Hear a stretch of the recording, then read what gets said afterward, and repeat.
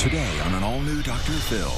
Is this the most selfish woman in the world? You took your children's beds. I took one bed. Her daughters think so. Did you show up at her wedding wearing a white dress? I didn't know it was a problem. I was in pain. I decided I believe. All you're talking about is me, me, me. Selfish people. I was a great mom. She has a mental problem. She does. This is going to be a changing day in your life.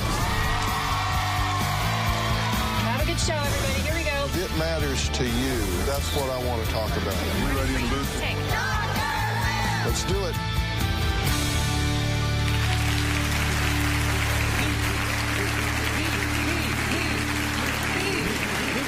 Me, me, me. It's all about me. Now, demanding to always get your way and being absolutely selfish with no regard for anyone else's feelings.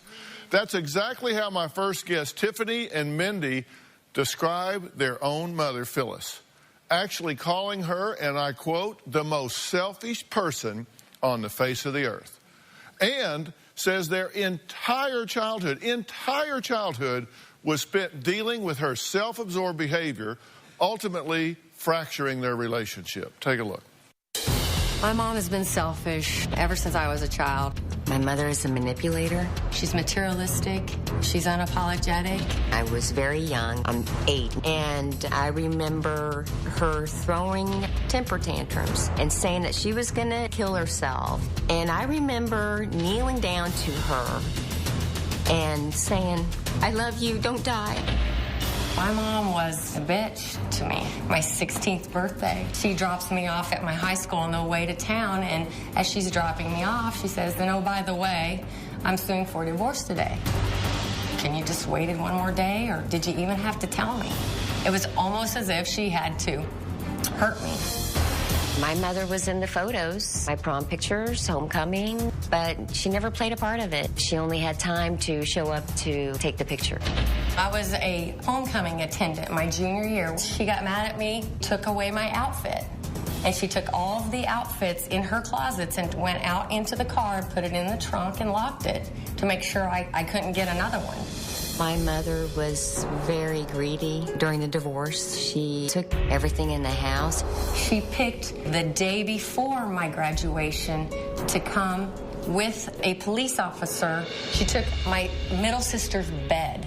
My mother even took the bedspread off my bed. At that point, I pretty much hated her. I hated her guts, to be completely honest. And it was supposed to be my special day. This is my accomplishment. And my mom did that to me. My mother believes she is an excellent mother. It's ridiculous. Well, Phyllis insists that she was not just a good mother, but a great mother, and her daughters just have it all wrong. My daughters are seeing it from one side. I feel like they've been brainwashed over the years. After the divorce, we got joint custody, but my daughters wanted to live with their dad. It was devastating. I was completely cut off. It took a year and a half for me to get very few items that I was supposed to get out of the house, and it occurred on the same weekend that Mindy was graduating, which was out of my control. It was court-ordered, which also made me look like I did something on purpose. I don't care what anybody else thinks. I know I was a good mom. Not a good mom, I was a great mom. You guys say the most selfish person on the face of the earth, ruined your childhood. Why do you suppose she would do that? I don't know. That's kind of why we're here. We'd like to understand why she did some of the things she did to us and let her know how it made us feel. Okay, how can there be such a different perception here? Because you say you're not just a good mother, that you were a great mother. Yes, I was. And that they're brainwashed. Who brainwashed them? Well, it all started years ago with things happening with their dad and myself. They were teenagers when they went through this with the divorce. It was very painful, and they switched sides before the divorce was final. You didn't come to us and reassure us through the divorce. We don't know how you felt. We didn't go through the divorce, even though we felt like you divorced us too. Right. You know, when you take stuff out of my bedroom and her bedroom and Heather's bedroom, well, why'd you do that? To this day, I have children, and you know, if my husband and I got divorced, I would never take anything out of their What did I rooms. take out of your Well, bedroom? actually, she says you took beds and tables, that you took a washer and dryer that you then put in your own garage, which you didn't even use, which left them without one. You come to the house with the cops and take their beds and tables out of their room? The divorce was a year and a half before, and I was supposed to get my items. I went to the house to get my items. I took somebody with me, and the only thing he let me leave with was a pillow. No. And yes, it was. You weren't there. The day before graduation? I'm getting to that. How is if your I hadn't had daughter's somebody, bed your items? this is what the judge gave me. Can I finish and just tell you what happened? Not if you continue to filibuster about your husband. I'm talking about you. You went in and took your children's beds out of the house. No, I did not. I took one bed. The Why? judge. Why? I didn't have anything. We didn't have hardly anything. You took your child's bed. I took what? That's what they gave me. They gave me one bed. Who is they? We saw Excuse your me, list. Who is they? The court said I was to have one bed. The court is not their mother. I You don't didn't know substitute the that. court's judgment for your own. The court says go take your daughter's bed, so she just gets tired and leans up against the wall at night. What are you saying? How do you reason in your mind that you go take your daughter's bed? That wasn't it. Did you take your daughter's bed?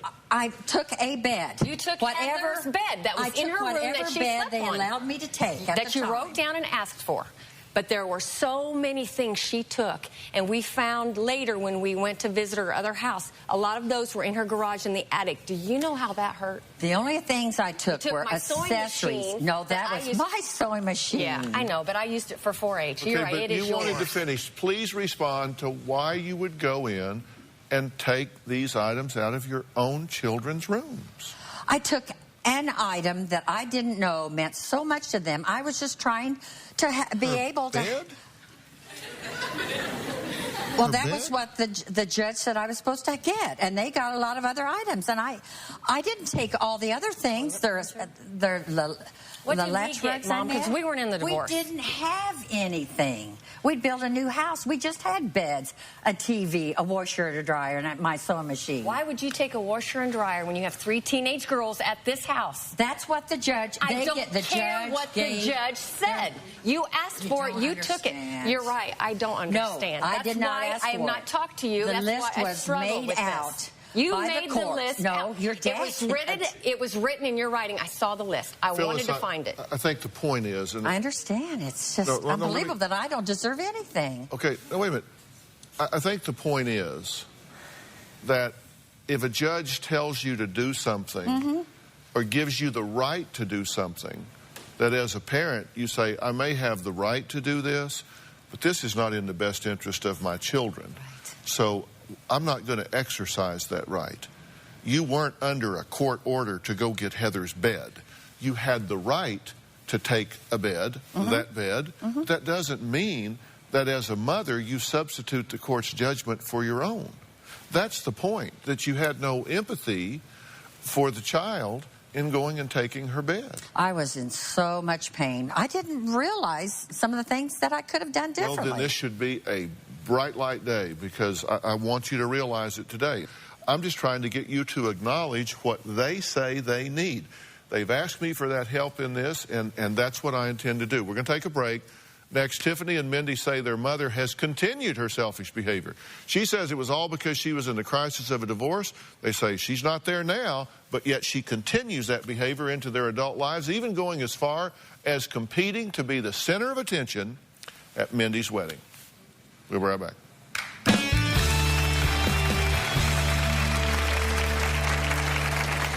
My mother is still selfish to this day. My mom wore an off-white dress to my wedding as mother of the bride. I mean, who does that? I'm sorry. Tomorrow on an all-new Dr. Phill, a mom accused of lying to get her kids into a better school. Did you break the law? No. It landed her in jail. Did this punishment fit the crime? It's a crime that she was prosecuted to begin with. I don't think she should be made a felon. Did this mom go too far? You need to own the things that you did here. My kids, they're not bad. They were good kids. No, No, I'm mad. All new Dr. Phill. That's tomorrow. My mom always wanted to have the attention. It seemed like my mom competed with me. We would be laying around the pool, and her bikini would be skimpier than ours. Dad was very, very loving towards us three girls. You know, you wouldn't think he'd be jealous of your kids, but he would kiss us all goodnight, and my mom would be like, well, kiss me goodnight. It's like competing with your three little kids. Well, Mindy and her sister Tiffany say they are amazed that even as adults, they're still dealing with what they say is their mother's manipulative and self-centered behavior. Take a look. My mother is still selfish to this day. She thinks we're being mean to her when she should just feel pretty lucky that we even include her in our lives. My mom wore an off-white dress to my wedding as mother of the bride. I mean, who does that? I'm sorry.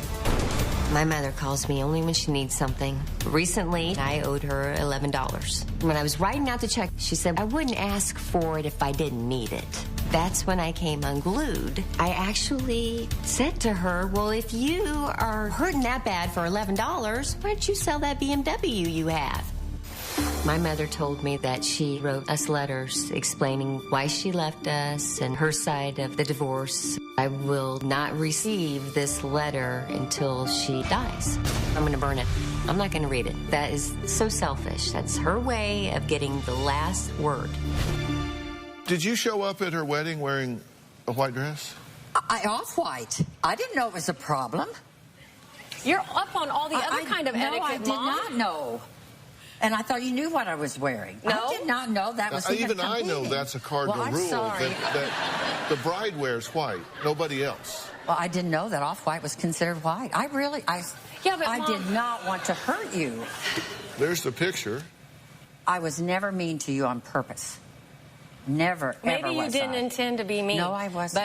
But it still hurt us very deeply to this day. What do you want from your mother? I want her to accept responsibility for the way she treated us.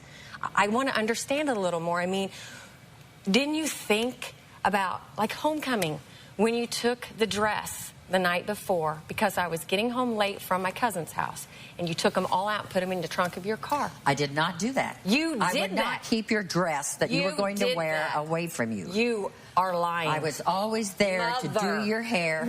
I'm sorry. She has a mental problem. She does. Yeah, and it's not a joke. Look, she I can't really help. has something wrong with her brain. I can't help y'all if we don't tell the truth. Now, somebody's lying here.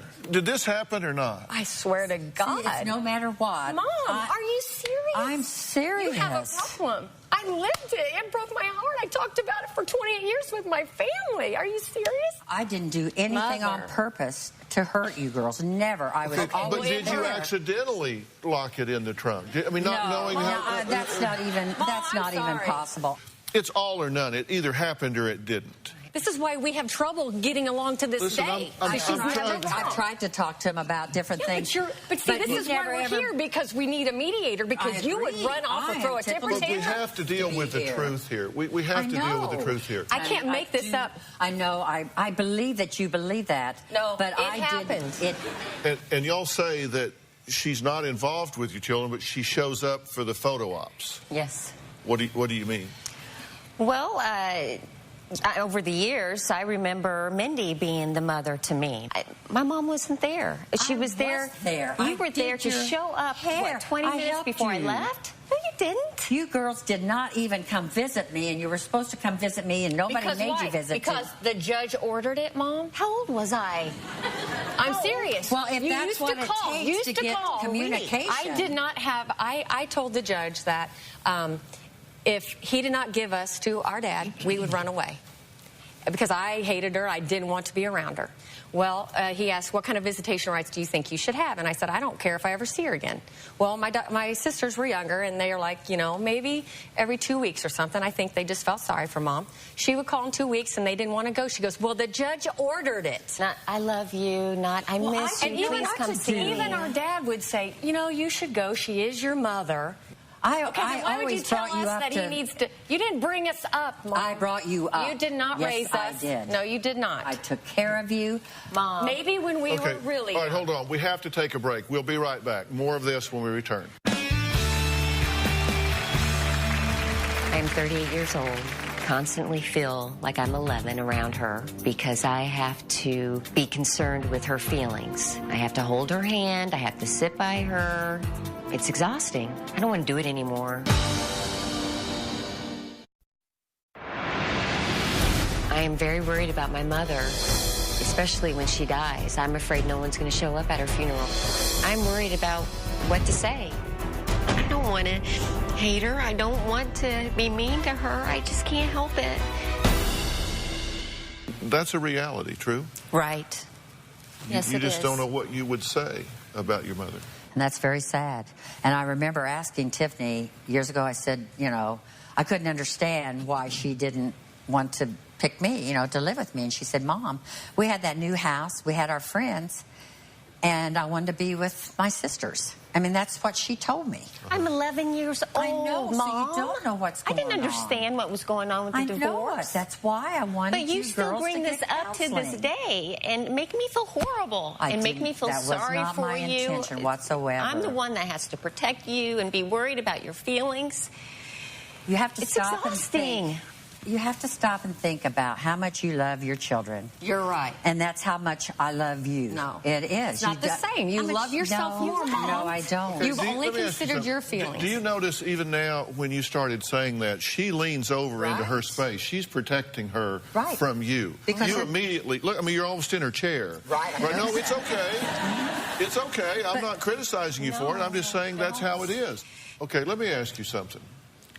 Do you want to win this argument? No, I don't. I just want them to realize that there's two sides of the story, and I'm not to be blamed for everything. So you do want to win the argument. You want to be vindicated. I do not. No, I just want them to understand. Do you have any concern, any empathy, any sensitivity to the fact that these two girls are hurting terribly in their relationship with you? Because you haven't acknowledged it at all. You have what part of this do you own? It's obvious that they think I screwed up. And, well, I mean... Oh, I'm telling you, you just don't... What do you think you screwed up? It's like I never, ever have I been able to do anything that they thought was wrong. I know, but you're defending yourself again. Do you care at all about their feelings? Oh, I sure do. Because all you're talking about are yours. Me. I don't aim for it to be that way. I really don't. But you're playing the victim here with these two girls who have said, I want some help. They want to try to heal this relationship, and all you're saying is, you're wrong, I was victimized, you don't remember right, you don't get it, you don't understand, you should feel sorry for me. I want them to have an understanding of why I did the things I did. Do you have and any remorse? I have remorse that they feel this way, but I don't... Do you have any remorse for what you did or didn't do? I didn't do anything on purpose. I want you to know I did not do It still anything hurts on if you do it on purpose or not, Mom. All you thought about was yourself. I had all kinds of counseling, and people kept telling me. Do you want a relationship with them going forward? Oh, very much so. I believe it's going to turn around. So but you're going to have to accept responsibility for a lot of things you did. You cannot tell me you did not take my homecoming dress. I really do not remember taking your it. dress. Okay, I can believe that, because who wants to remember they did something so cruel to their daughter? Well, I never did anything on purpose to hurt you. Okay, well, My it intentions doesn't through matter what your everything. intentions are. It hurt us. We are young girls. Right. But you have to understand that if I aimed to hurt you, I could understand how you'd hate me. But when you don't do something on purpose, it's hard to. But you don't accidentally tell your daughter on her 16th birthday, by the way, I'm getting a divorce. You don't accidentally lock her homecoming attire in a closet. You don't accidentally take your child's bed. At some point along the way, you got to say, whoops, I almost did something really bad here. I'm going to not do it. But at some point, you're going to miss a lot of those things if you don't look at somebody's point of view other than your own. And for you to say, the court ordered me, they gave me the list of these items, I was compelled on that day to go take that bed from Heather. I didn't That is such a ridiculous argument that people are screaming at their television screens right now, that is such a ridiculous argument. If that is a ridiculous argument, stand up. I'm trying to get you to get some insight, some understanding that your point of view is not correct here. Because if you don't, they are going to wall you off in their lives. Yeah, and I don't understand how, you know, I just didn't know what to do. I didn't know what to do. Let me ask you a question. It may seem rather obscure, but you said it was a year and a half before you finally got the opportunity to get your items. Correct? Whenever the court went back and they made the decision. But you said it was about a year and a half. Yeah, about a year and a half. Okay. Where were you sleeping for those 500 days? What were you using as a bed? I don't even remember. But were you standing up? Were you sleeping on the floor? Did you have a bed? I stayed with Grandma. No, hold on. Did you have a bed? I don't even remember. That's been so long ago. Oh, come on. You don't know if for a year and a half you slept on the floor? I'm sure I slept in a bed. Okay, so you had a bed. Yes, I had a bed. And so with the day you went and got your daughter's bed, you had a bed. Now you had two beds. I was using a bed. I really don't know. Don't you think that's odd? You don't remember those memories, Mom? These were hard times. When you have hard times, yes, you remember the memories. Okay, let me... I was all alone. I have one thing to say to you, and I have one thing to say to the two of you. We'll be right back.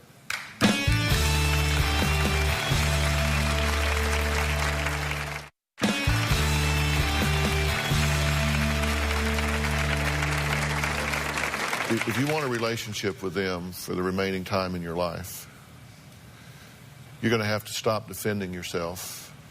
You're going to have to own the fact that you made some really poor choices that damaged these girls.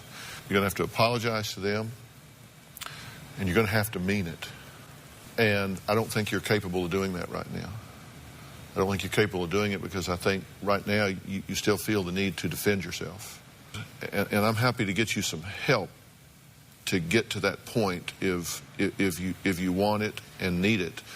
But at some point you're going to have to stop justifying the things that you have done or not done and say, it's obvious to me, it's clear to me that I have hurt you.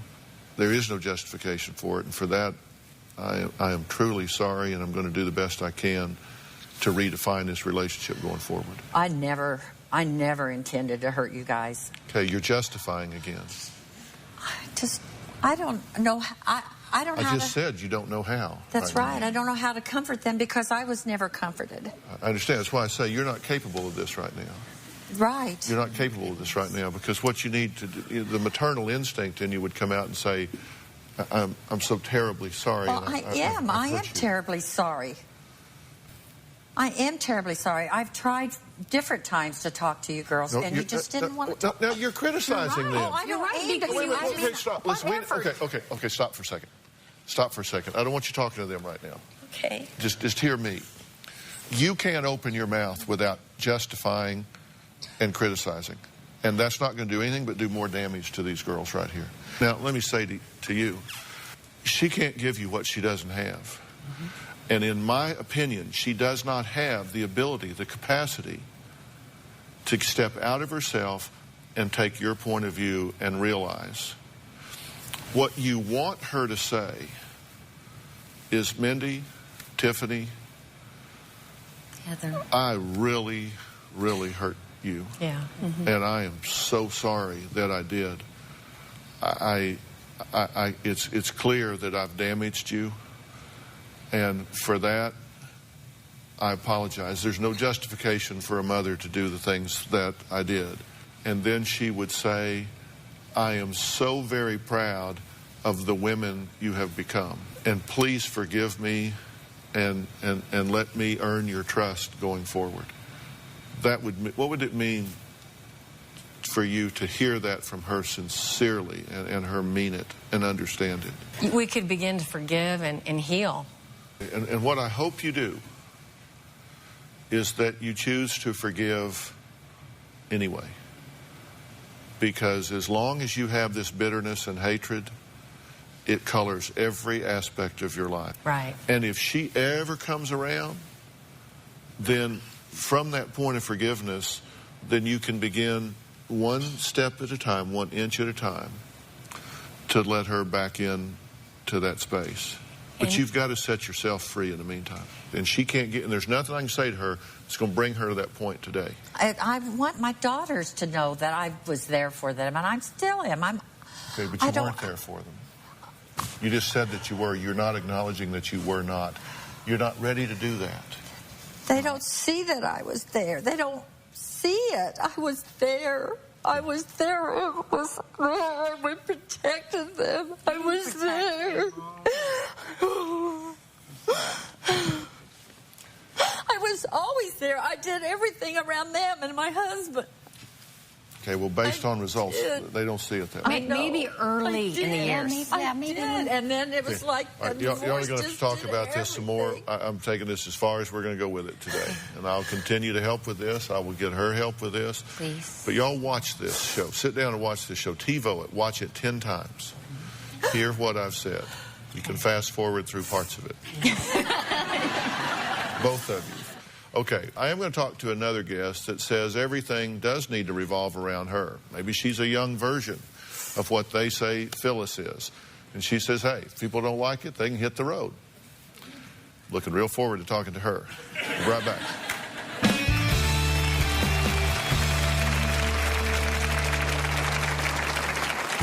My motto is to put myself first. She's been diagnosed with pretty girl selfish syndrome.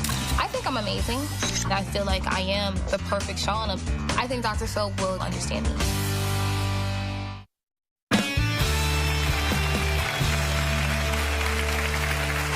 Well, my next guest, Shauna, considers herself to be, well, amazing. She just thinks she's amazing. So much so that she even talks about herself in the third person. She only does things that benefit her. Her behavior has actually had her friends diagnose her with a very serious disorder called pretty girl selfish syndrome. Take a look. My motto is to put myself first. Shauna needs a selfish intervention. I think I'm amazing. She's been diagnosed with pretty girl selfish syndrome. It's my world, and other people are just a squirrel trying to get a nut in it. I think appearance is very important. She doesn't want anyone prettier around us when we're out. This is her way of keeping the spotlight. We should start a fire just so he can come over here. Sometimes there is no telling what's going to come out of my mouth. And I have said, your mom must have been very angry when she was having sex with your dad because you're very internally and externally unattractive. I do say whatever I'm feeling. Shut up, get away from me, you're smothering me. I'm going to do what Shauna wants to do. Her selfishness does make me wonder if we can continue this friendship. I feel like I am the perfect Shauna. I think Dr. Phill will understand me. Oh, you're right about that. I understand you like I'm looking through a picture window. Anything about what you just saw that has an impact on you in any way? Just pretty well captures you? Yeah, sort of. Yeah. So what is so spectacular about you? I just think that I'm spectacular because I'm the only me. You said ugly people bring me down. That's a quote. What do you mean? Ugly to me, the word ugly for me is not used as in physical features. I will say somebody is ugly if I feel their internal and external features are just... Wait a minute. You said you judge people on the way they look, what they wear, what they drive, and what they do for a living. I didn't say that. Yes, you did. No. Yes, you did. No. Is it true? No, that's not true. So you don't judge people based on how they look and what they wear? I judge people individually, overall, with my experience with them. That's did you say I don't care what I say to people? I did say that. Why? Because if it hurts someone's feelings, does that bother you? It depends. Have you said to someone, and this is a quote, your mom must have been really unhappy when she was having sex with your dad because you are ugly? I did say that. No, you know what? If somebody, depending upon the situation. In what situation is that appropriate? You said depending on the situation. In what situation is that appropriate? I don't know any situation where that is appropriate. How do you put up with her? Well, we've been friends for a long time. She hasn't always been this way. I do value our friendship, and hopefully she can be sent for selfish intervention. What do you hope she would do? Because she said that she's open to a minor tweak. Right. But a complete overhaul is just out of the question. She needs minor. Yeah, she's a complete overhaul is out of the question, right? Because you can't fix perfection. Oh, no, I'm not perfect. But I think you understand, Dr. Phill, that, like, I don't need a complete overhaul because then I won't be me. What's the kindest thing you've ever done for another person? Offered me a free trip to L.A. Offered you a free trip to L.A. No, I'm really kind. Probably, you know, throw a birthday party for my nieces or nephews, or, you know, just my mom on her birthday. I live in Atlanta. She lives in Florida. So she didn't know, and I drove down. I got a speeding ticket on the way, too. I drove down, and I, you know, surprised her with, like, I had candles lit, and I knocked on the door, and I was there with a candle and cake on her birthday. Tell me what you think about this theory. Because some people have the theory that if, when you interact with other people, they feel better about themselves for having been around you, that you will be a success in life. What do you think about that? I think that's a good theory. That if people deal with you and when they're through, they walk away going, well, I feel better about me than I did before I talked to her. What do you think about that theory? I think that's you. What do you think about that theory? I think it's a good thing. I think when people come around me, they feel good when they leave, because... Really? Unless they're ugly or large. Ugly as in if they have, you know, ugly to me is like you have a bad attitude, you're negative energy, then you're ugly. Is being selfish and self-absorbed ugly? In some people's eyes. Yeah. Yeah. Would you be ugly in those people's eyes? If they thought that way, yeah. If they thought that way. If they thought you were full of yourself and more interested about you than anybody else, then they would think that was ugly. If they thought those were ugly traits, then yeah, that would be their opinion. Of you? That only they care about. Yeah. And she's done some ugly things. She's hurt some people's feelings along the way, true? She has. Why do you hang around with her? I absolutely love Chanel. Why? She's really, because she understands me. Does she threaten you at all, or is she in that comfort zone?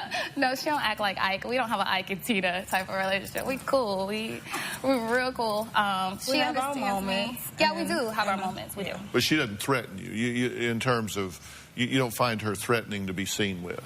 No. What? You mean, Dr. Phill, that was no. Not at all. Okay, see, I found that interesting, because at that point you thought, now wait a minute, he's asking a question, I need to be careful how I answer it because I could hurt her feelings. No, I thought, wait a minute, he asking a question, but what's what is he trying to get at with that question? But no. And so you took pause because you didn't want to hurt her feelings. You didn't want to say something that might hurt her feelings. That's encouraging to me. Right. Seriously, that is encouraging to me that you took pause and said, wait a minute. Okay, okay. Yeah? All right. Next, 10 people that need to be selfish and put themselves first. We'll be right back.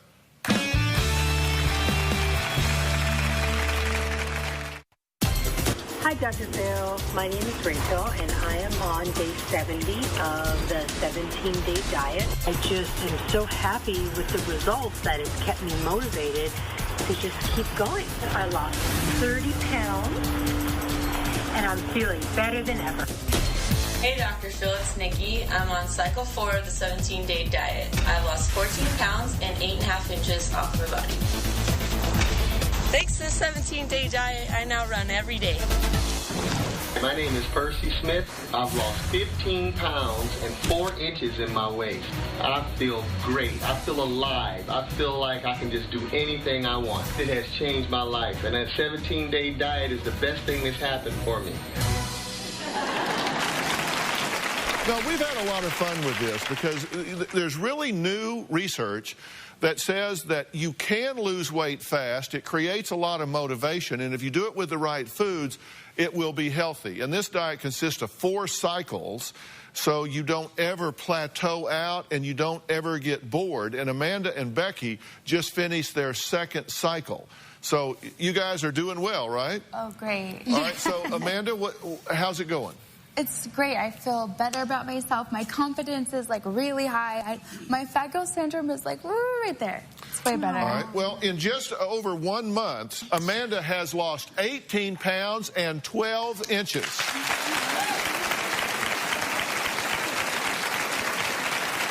All right. Now, Becky, you're here as well. How are you doing?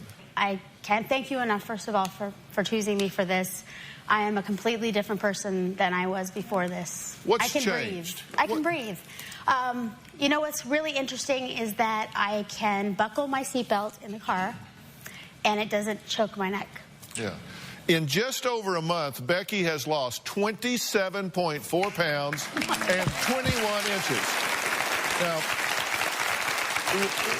that's really exciting, and as people have been tracking you guys on the internet and on the show, this thing has caught on like wildfire. Have you been amazed at how much information people are wanting to know about y'all and how much you're putting out there? Yeah, people are following you. They're tracking you. It's so great. We have our own pages, so you can look Becky, Team Dr. Phill, or Amanda, Team Dr. Phill. And there's actually somebody that contacted us and let us know that she keeps a picture of Team Dr. Phill on her treadmill when she works out. All right. And when she wants to give up, she looks at that picture and she keeps going. All right, well, that's what you want to do, is to be used in your life, because it's changed a lot, because you were the real-life Barbie. I was, yeah. And you know what? I don't want to be Barbie again. I don't. I just want to be Becky and be happy, and you've given me the tools, and you're getting me back there, and I can't thank you enough. Yeah. Now, once you get down to your goal weight, you want to start singing again. You want to start singing the national anthem again. You want to get back to work, right? Yeah. And that will really be, I mean, that's got to be fulfilling. Yeah. You have no idea. Really. Yeah. I hope you can see it in my face from when you first met me. Oh, I can. I mean, you were very down then. Both of y'all are just kind of bright-eyed and bushy-tailed, so that's what we're looking for. Because the whole idea is, look, we need to have a return to health, and this is a way to do it. And, you know, you got to do it with exercise. You got to get your lifestyle changed. It's not just about the diet. It's about folding it into your life so it has momentum. That's great. And when you say our trainers, right? Everything. Gold's Gym, our trainers. Oh, yeah. Bistro MD. Bistro MD, Dr. Mike Moreno, and our Gold's team, Gym. especially. And amazing. Yeah, you guys have got it going on. There's no question about it. So, if you know, listen, this is a good time. Give yourself 17 days. You'll be where these girls are. Next, a big announcement about today's show. We'll be right back.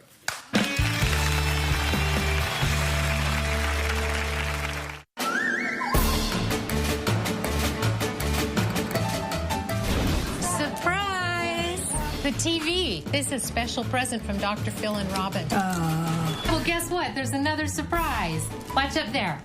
Hey, Opal, Dr. Phill here. How's my girlfriend? I know that you are one of my biggest fans, and I really appreciate that.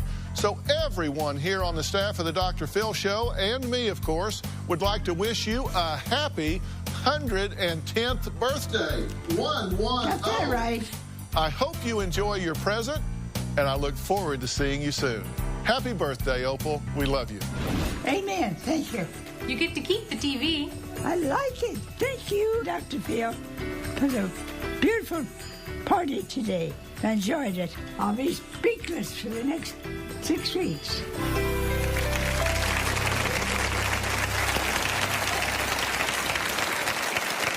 Well, that was Opal, who at 110 years old is proud to be my oldest fan. And what better than to give a loyal watcher a new TV? So, Opal, how are you doing? Fine. So you've been coming to see me for years now. Oh, 4 years. And I look older, and you look the same. I'm just so very proud that you are my oldest fan. So thank you so very much. And now, if I'm going to have my oldest fan here, then I can't leave out my youngest and my most dearest fan, my granddaughter, Avery.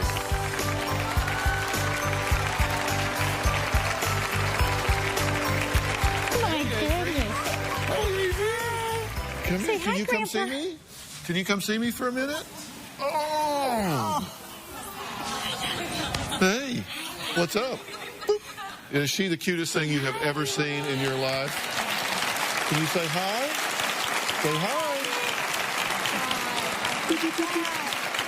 Well, she's looking you guys over. Oh, I love her little skirt here. I and her know. shoes. You have to compliment a girl's shoes. Boy, does she have the prettiest blue eyes you've ever seen in your life? She's almost 11 months old, just a little bit away. 2 days. So in 109 years, she'll be as old as Opal. Now, there's a reason why I wanted my two biggest fans here today, because this show is actually my 1,500th show that we've done here. We've had almost 12,000 guests on the show over the time. And when we started the Dr. Phill Show, my goal was to open a dialogue on mental health in America. And with all of your help and support, we have done that and are looking for many years to come as we move forward. But this was kind of a red letter day with us. So I wanted my oldest fan here and my youngest fan here, and we did it. So I want to thank all of my guests today. And to purchase the 17-Day Diet book, you need to go to 17daydiet.com. You can't get it in a bookstore, but you can get it at 17daydiet.com. Thanks for being here. So long.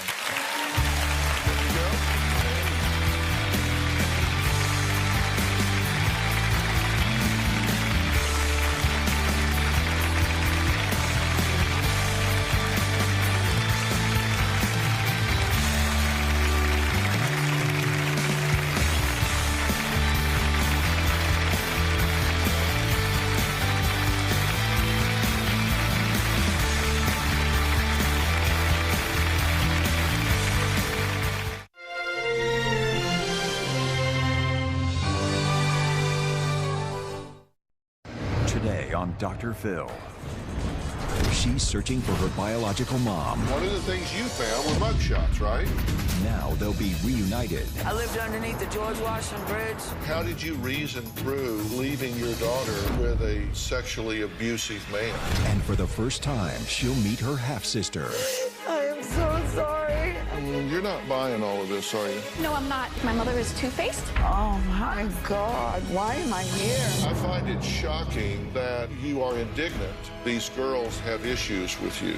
Plus, it's a reunion that made national news. Baby Veronica is the legal daughter of an adoptive couple, yet they don't know where the child is. We're going to go drive by the location that they believe is where she's being hidden away. That's it right there. There she is. Oh my God. Let's do it. Have a good show, everybody. Here we go. I hate to see people suffering, and you've heard long enough. Stand by, Dr. Phill. Wilson, take I'm going to get you the help that you need. In 5, 4, This is going to be a changing day in your life.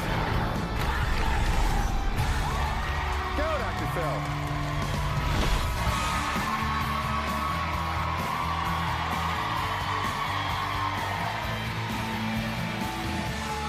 How you doing? How are you? Hey, guys. Well, 19-year-old Stephanie says she had a great childhood. Popular cheerleader with a love of fishing and being outdoors. But she always felt something was missing growing up. She was adopted, and she had a nagging desire to find out more about her past. She had no baby pictures, had no medical history. She especially wanted answers about her birth mother. She recently started her search on the internet. With little more than a name to go on, she immediately found a picture. Not what anyone would hope for. It was a mugshot. Not one, but several. And now she says more than ever, she wants to find her birth mother and get the truth. My life growing up as a child was more than perfect. My mom and dad were always there for me for everything. But I always did feel a little like an outsider because I wasn't blood related. I never had the baby pictures, or I always was wondering, where did my eyes come from? Where did my nose come from? I started looking into my birth parents when I was about 16. Through my adoption paperwork, I have learned a lot about my biological mother, how she was an exotic dancer, how she moved all over the place and became homeless. I decided to go onto the internet once I found out my mother's full name. And the first thing that I found was Darlene Crystal's mugshots. She was arrested for prostitution, possession of cocaine, assault. I found multiple mugshots, and I came across a mugshot of her smiling, which that one really seemed to anger me because I don't understand that it seemed she was happy to be in that situation. I was shocked to know that this woman could be my birth mother. Her eyes were identical to mine. Her nose was identical to mine. Her hair color was the same as mine. Her height, her weight, and everything just connected so much. But seeing it through a mugshot was so hard for me to try to take it all in, but it was also a little comforting just to know. Well, Stephanie says finding the mugshots gave her some comfort, but it also made her feel angry inside about who her mom may really be. In my adoption paperwork, I read about 2 previous children that were born before me. Both of them were taken by the state as well. After I was born, there was 1 child after me. I have very brief memories of my younger sister. I remember an infant being there, and I remember just being alone. I don't have any memories of my mother. The type of person that would allow the state to take away 4 of your children is careless.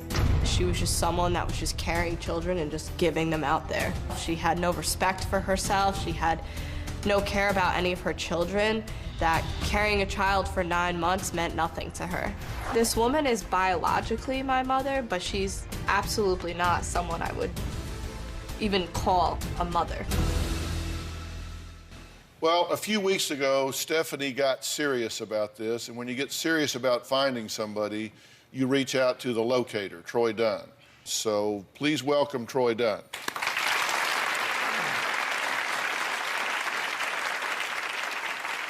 It's good to see you and good to meet you. Good to meet you too. One of the things you found were mugshots, right? So we did a paper chase, not to find her, but to find out about her. And so we found a list of Darlene's arrest and criminal charges. They are significant. August 23rd, 96, disorderly conduct. November 22nd, same year, general prostitution. 6 days in jail. January, 3 years later, possession of paraphernalia, drug paraphernalia. April 11th, 99, possession of cocaine. She's constantly coming into conflict with the authorities. That took 2 pages, rap sheet-wise. How do you feel about that? It hurts, but I'm not surprised. I need the answers. I just need to know that I put myself out there and I had tried, and I wish I could just hear it from her view. What you just saw is so radically different. I worry that at 19 years old, with the life you've lived, that this might be possibly more than you can handle. I feel that I'm just ready to know. So if she is alive, and if we know where she is, would you want that information so you could meet her with all of the precautions we're presenting to you here? Yes, I'm ready for it. So what have you found? Well, she is alive. She has definitely lived the life that you've seen on that screen. But somewhere in her, there was enough courage to say that she would like to come forward and meet you. I'm ready to meet her. Well, she's here. Her name is Darlene. Let's bring her out.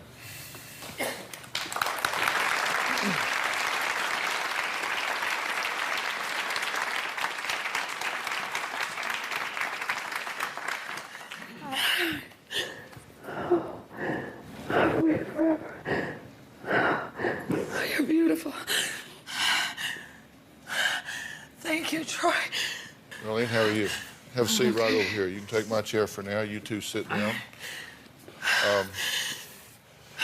Tell me how you feel about being here. I'm overwhelmed. I'm joyful. I'm fearful. I hope I'm good enough. I've thought about you every day. I'm happy to see you. I'm happy that you wanted to come. It's hard for me to say, like, accept the fact that you thought of us or me every day. So she has a lot of hard questions for you, and I think she deserves the answers. Absolutely. Well, we're going to ask those questions, and we're going to give you the opportunity to answer them right after the break.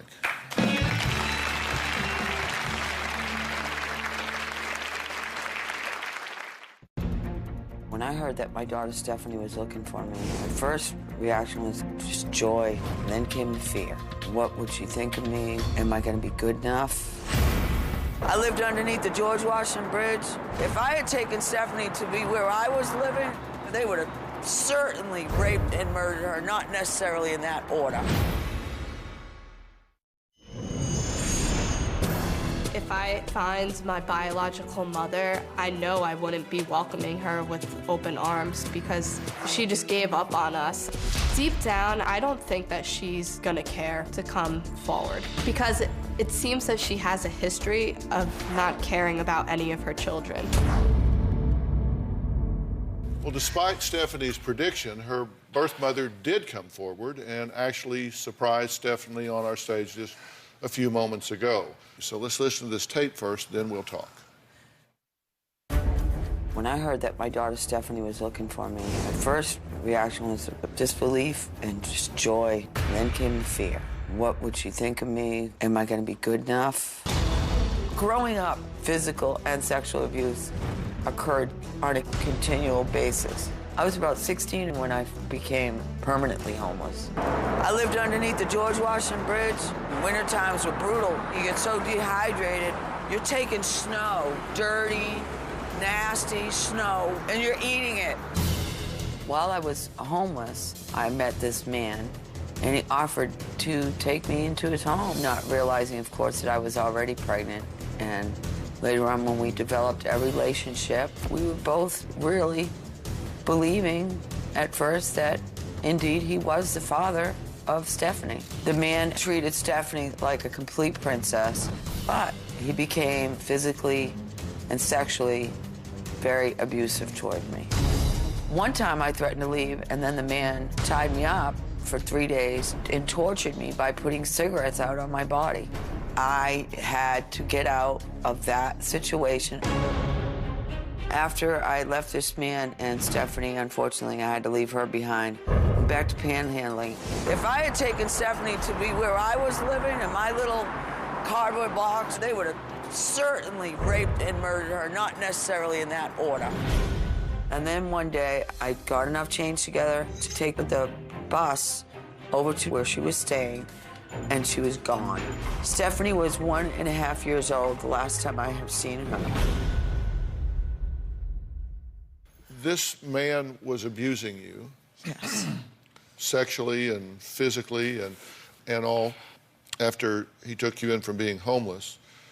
How did you reason through leaving your daughter with a physical and sexually abusive man? Because it was just me. You knew what he was capable of, and you leave a defenseless child with him. I'm just curious how you reasoned through that. Well, I don't know. You went back. You said you got up enough change to get on the bus and go back. And she was gone. What were you going to do when you got there? Because I would go to visit her. I would go to see her, or he would bring her to see me. When you went back under the bridge, is that what you're saying? He would bring her to you well, on not the street? in the bridge. We would go to a park. We would go to a park. I would clean up enough where, you know, he'd bring me baby wipes so I could clean up. Of course, I wasn't going to touch my child. You know, or if I thought I had, there's times where I've had lice and it was impossible. There was just no way. But he was not the birth father, right? Come to find out, no, he was not. And were you on drugs at the time? It was afterwards, yeah, when I felt all of his losses, when I turned to drugs, Dr. Phill. So when I get asked to take on a case, I get thousands of emails every week. I know. Thousands. When I read hers, I wanted to help her. She's as young as some of my children. But then when I located you, I was really concerned about pulling you into her life Because Right. while I want to answer her questions, I don't want didn't any want to harm expose to her of Hold any on. kind. You chose drugs over her. You chose alcohol over her. You chose a tunnel over a... You didn't choose her. And I take full responsibility. I've done a lot of very foolish things. I think I just didn't care about me anymore. How many siblings does she have that she doesn't know about? 3. So you've had 4 children? Yes. How many have you raised? 1 until the age of 10. Why keep having children? My last 2 were rapes. And instead of having an abortion, I wanted them to have a chance. Any chance to have a life. I'm sorry. Well, Stephanie says that her adoptive parents told her a few years ago that she had siblings. But what she doesn't know is that Troy's team found her older half-sister, Crystal. Would you like to meet her? Yes. And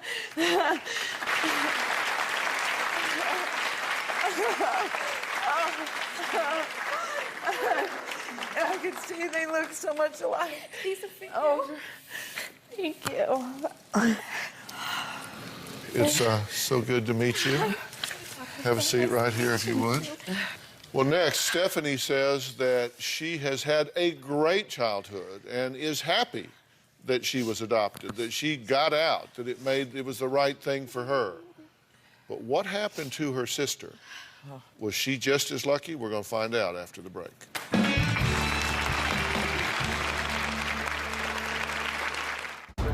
I believe I've been arrested between 20 to 30 times. I was arrested for prostitution, drug possession, probation violation, domestic violence.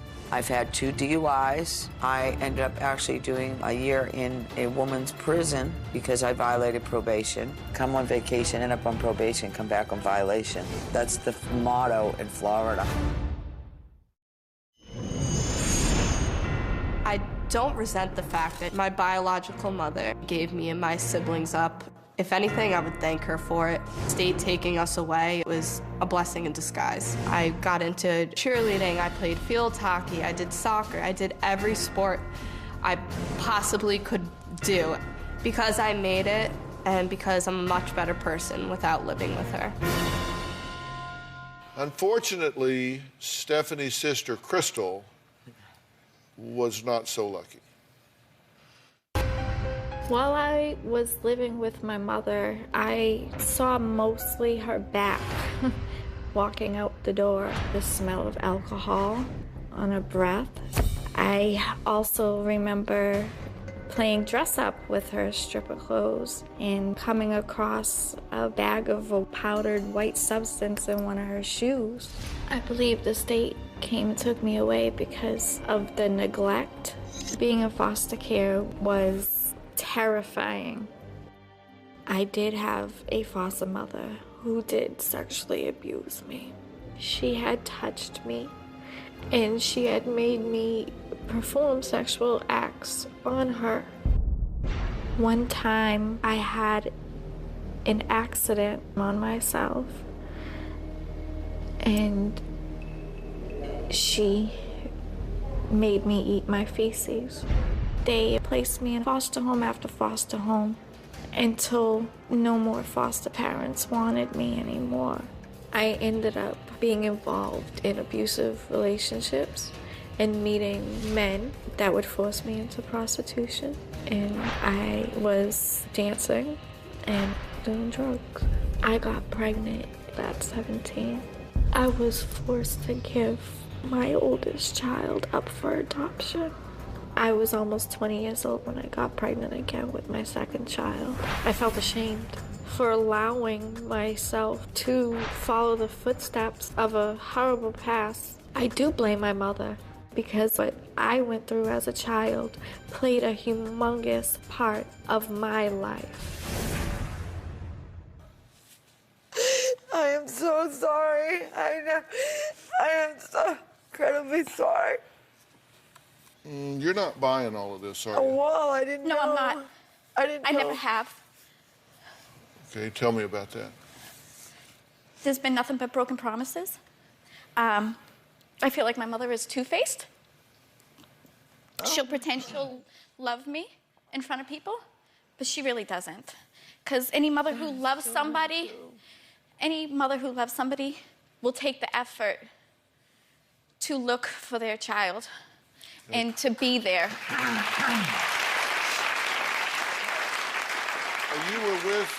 You were with your mother until how old? I was not with my mother until 10. She's been so much under the influence that she's lost track of time. I remember the state stepping in at the age of 3. And I want to just understand what your experiences were, because you said that when you were with her, that she had abusive men around you. Absolutely. And that at one point she actually stole your identity. Yes. If you were to put my name into Google, it will show up my mother's mugshots. If you type my name, my mother's pictures show up. And it has affected my employment. What'd you want to say? I'm sorry, but that's not stolen identity, but for some reason, because our names are so similar with... Our names are not similar. I never used your name. You used my name. Utilities and everything else. You used my name. You think she's still hiding information, don't you? Okay. Absolutely. Absolutely. All right, well, is there anything else Darlene is hiding? Plus, where can this family go from here? We're going to talk about all that when we come back.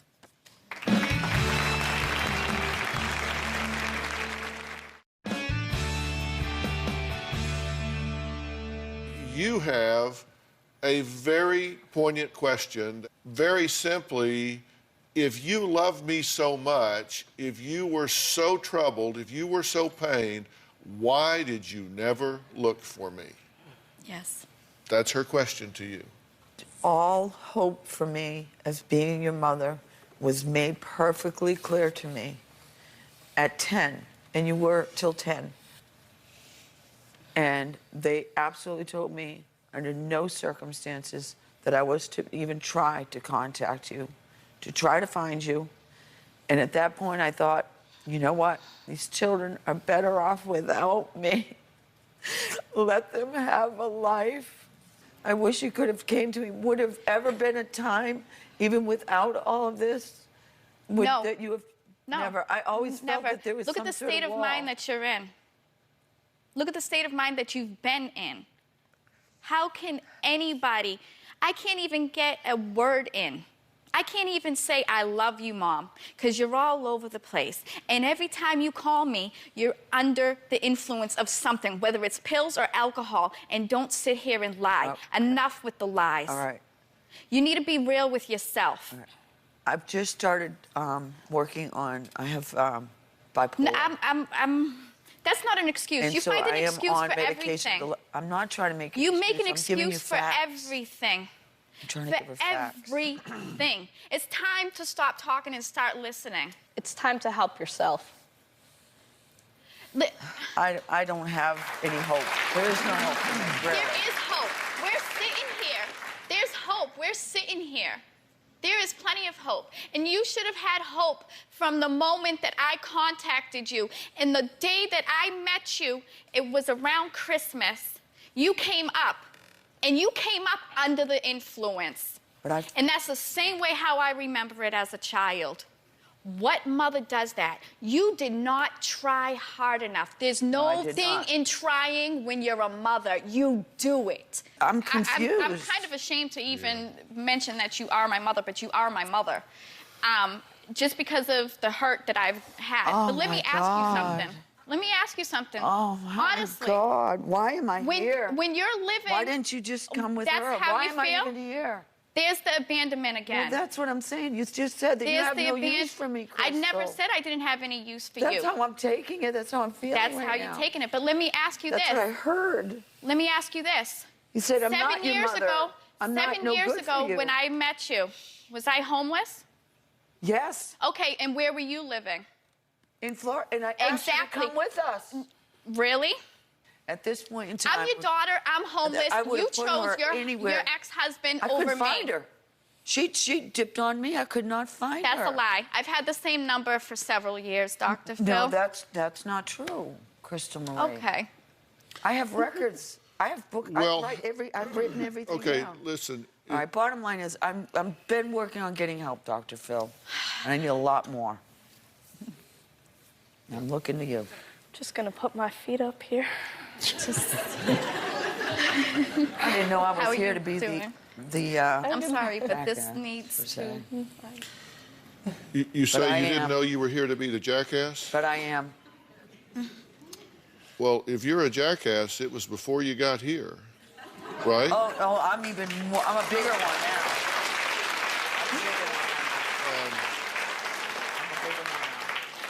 Well, How do what we I heal this, Dr. Phill? What do we do? Where do we go from here? It's where do you go? What do you do? Okay. What if I? All right, it's going to be my turn. Okay. Sorry. Your turn. Because I am going to bring some order to this chaos Thank right after the God. break.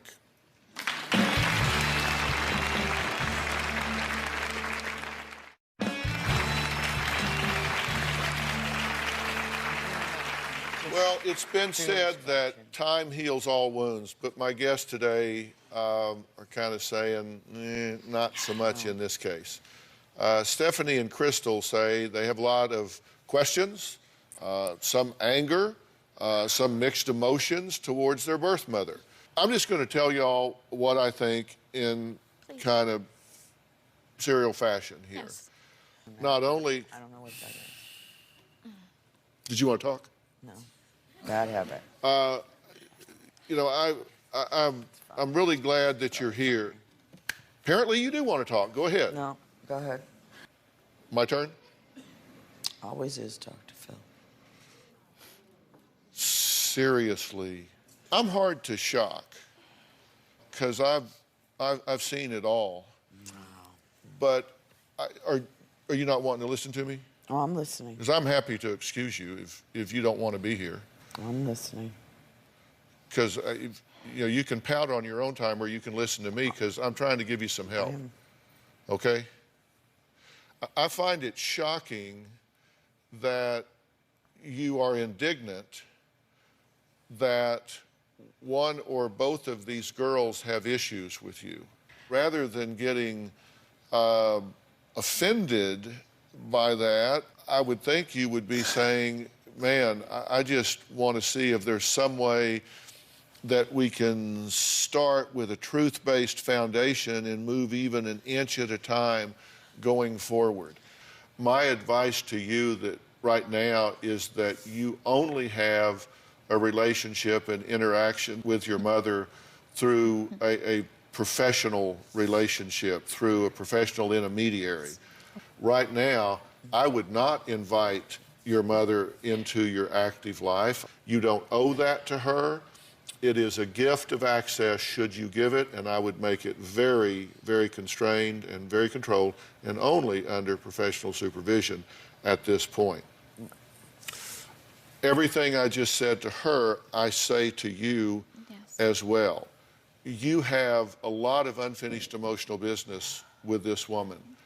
Most of it is going to have to be finished with you, no matter what she ever does. You have some very open wounds that need healing, and I want to bring you the professional help to help you heal those things. Thank you. You need some very specialized help for survivors of the things that you have been through, and I want to arrange for you to have that kind of help, and only when you have been able to do that and you can approach this position, this relationship from a position of strength and forgiveness, should you engage with your mother at this point. Any other time, it will be toxic for you and for her.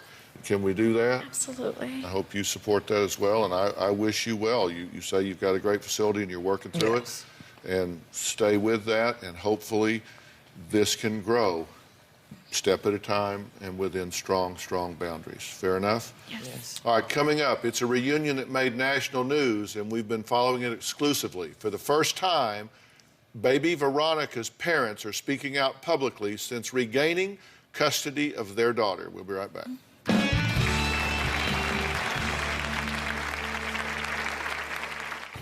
Baby Veronica is the legal daughter of an adoptive couple, yet they don't know where the child is. We're going to go drive by the location that they believe is where she's being hidden away. That's it right there. There she is. Oh my God. A lot of people thought she won't remember you, she won't remember the house. How was that experience?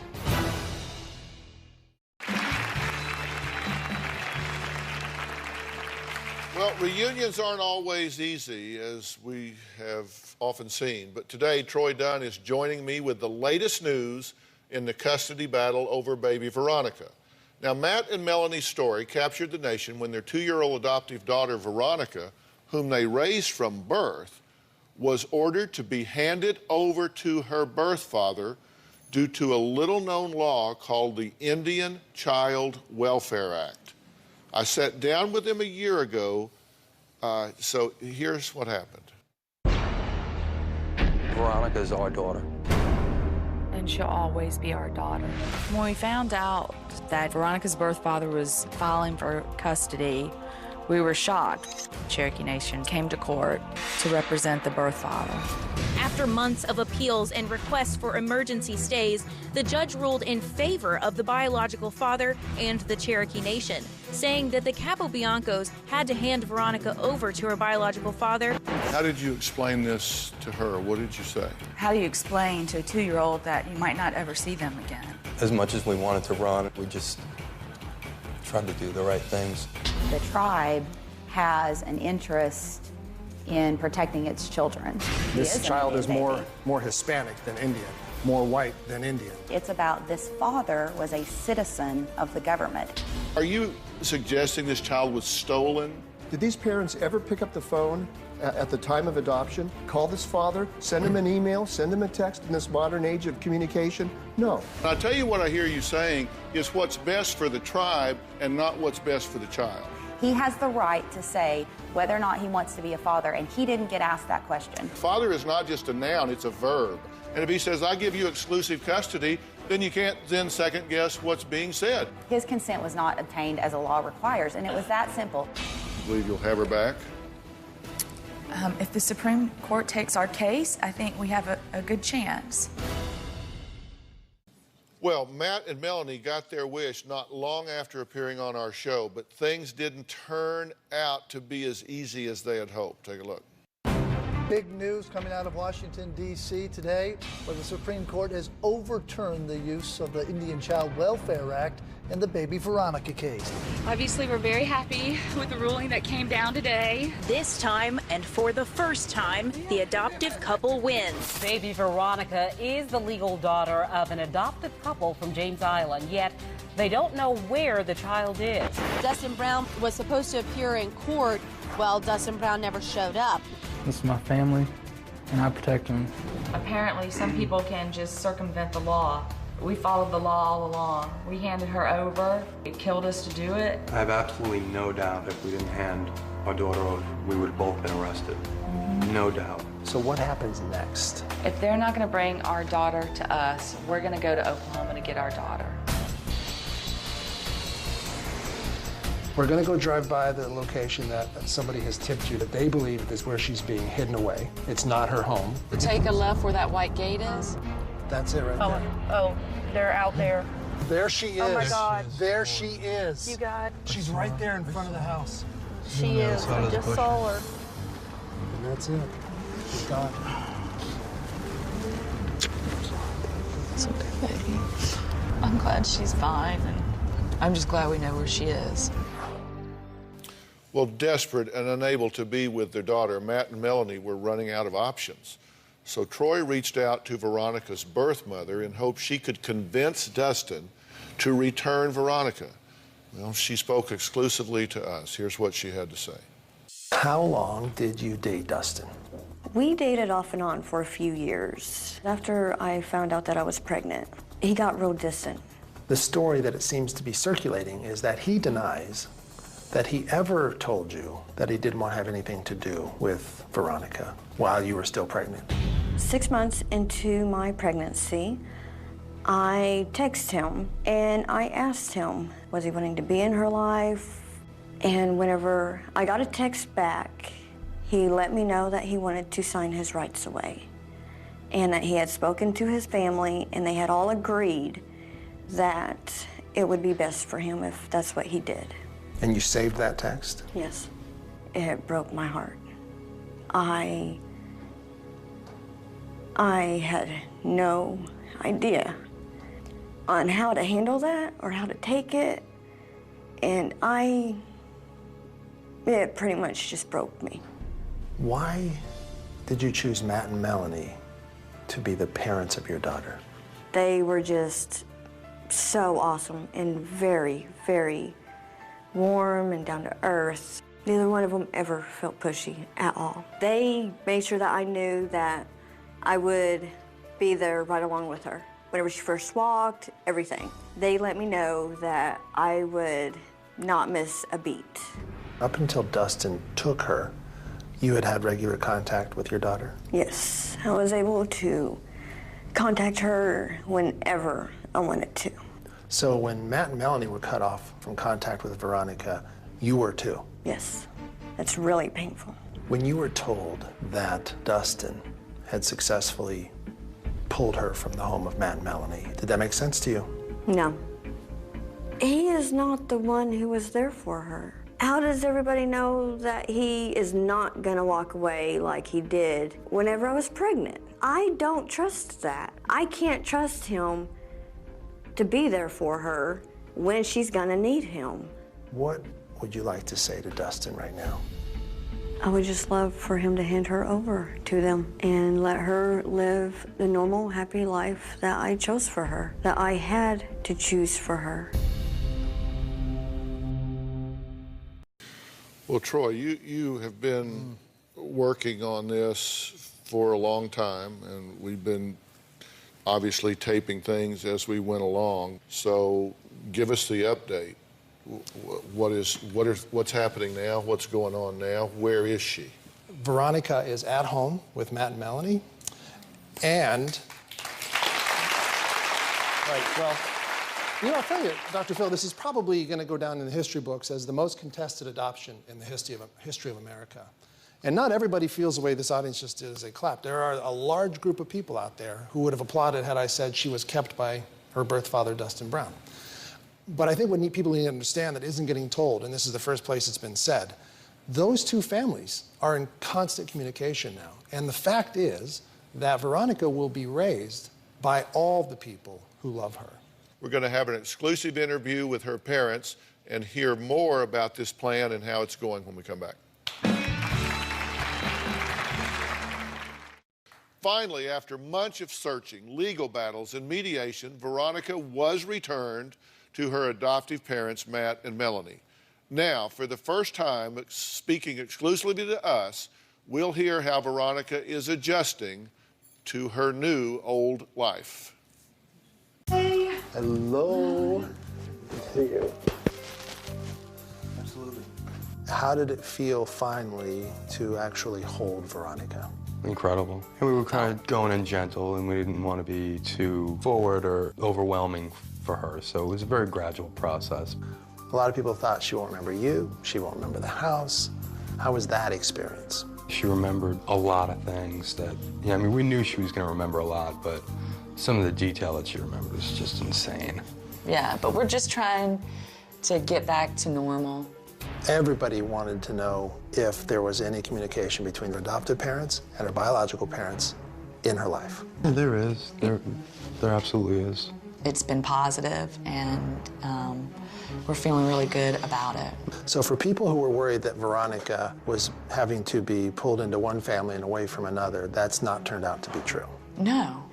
All the people that love her, all of her family members will be in contact with her. I think that's pretty close to a happy ending. As it should be. Thank you to Dr. Phill for supporting us throughout all of this. We also want to say thank you to all of the people that helped us along the way. Our attorneys were amazing, and our community, thank you, because we're home and Veronica's doing great. Well, Veronica's birth father recently held a press conference. Let's hear what he had to say. During this 4-year fight to raise my daughter, I had to make many difficult decisions. The most difficult decision of all was to let Veronica go with Matt and Melanie at Bianca last month. The time has come for me to let Veronica live a normal childhood, and that means stopping the ongoing litigations here in Oklahoma. It is my greatest hope we can work together on a solution that is best for Veronica. And to Veronica, never ever for 1 second doubt how much I love you, how hard I fought for you, or how much you mean to me. I miss you more than words can express, and I will always love you until the day I die. Well, so everybody's in contact, so she can continue her relationship with bio mom and dad and adoptive parents and extended families on both sides. Yes, you know, both families have made a promise to one another to not speak anymore in the media, which is why they're not sitting with us here today. Right. But I will tell you, I just left their home 2 days ago, Matt and Melanie's, and Christy, the birth mother, was there, and they had just finished a phone call with Dustin. Veronica will grow up with all of them. I will. That's great. Well, I want to thank all of my guests today, and a special thanks to my good friend Troy Dunn. You've been really working hard on both of these stories, so thank you for that. Troy and his team continue to stand ready to help those searching for a long-lost loved one. You can reach Troy at troythelocator.com. Very clever title. Yeah, we're for those of you who follow me on Facebook, I'll send a link to Troy's Facebook as well, so it'll make it easy to find. We'll see you next time. Thanks so much.